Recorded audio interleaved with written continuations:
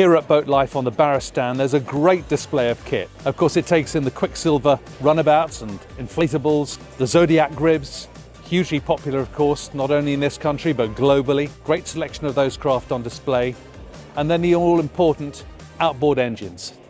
BoatLife is privileged to have the very first showing of the Mercury 400 V10 outboard. Fabulous for people to see it in the flesh for the first time here at BoatLife. Also making its UK debut is the Avator electric outboard, a real first for Mercury. Very exciting and great for the crowd to be able to see this engine in the flesh too.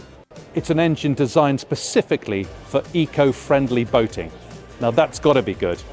So while you're here at the show, be sure to come down to the Barrus stand and see their host of product and display. You can ask all sorts of technical questions and find out more about the Barrus lineup available here at BoatLife 2023.